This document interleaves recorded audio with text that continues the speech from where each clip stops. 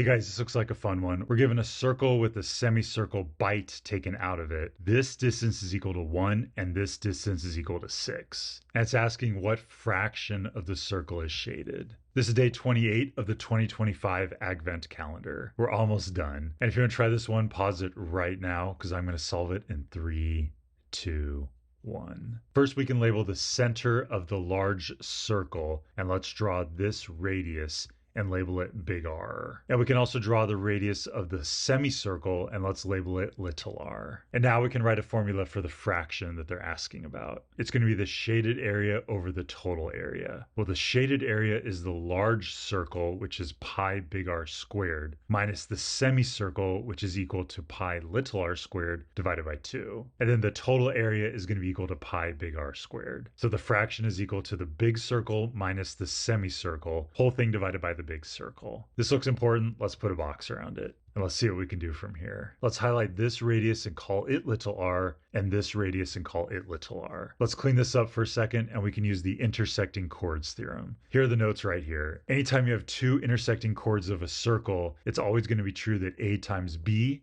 is equal to c times d. So we can do the same thing here. So it'll be little r times little r equals 1 times little r plus 6. And now we have one equation and one variable. We can now solve for little r. On the left-hand side, little r times little r is little r squared. And on the right-hand side, this 1 will distribute to each of these, giving us little r plus 6. Now we have a quadratic. Let's set it all equal to 0. We can subtract little r from both sides, and we can subtract 6 from both sides. On the right-hand side, this is all going to cancel out, leaving us with 0. And on the left-hand side, we have little r squared minus little r minus 6. Now we can factor this out. We have the little r and the little r, and then we need to find two numbers that add to -1 and multiply to -6. That's going to be -3 and +2. So if we were to multiply all this out, it would bring us back to here. Now, anytime you have something times something equals 0, it'll be true if either of those somethings is equal to 0. So we have little r minus 3 equals 0 or little r plus 2 equals 0. For this one, let's add 3 to both sides, and for this one, let's subtract 2 from both sides. So that leaves us with little r is equal to 3 or little r is equal to -2. And little r is defined as the radius of this semicircle, so it cannot be a negative value. The -2 is not valid. So we now know the value of little r, it's equal to 3. Let's bring this up here and let's change this radius to 3. And now let's focus on the big R. Since the radius of the big circle is equal to big R, this diameter is going to be equal to 2 big R. And the diameter is also equal to 1 plus 3 plus 6. And that'll be equal to 10. And since 2 big R is equal to 10,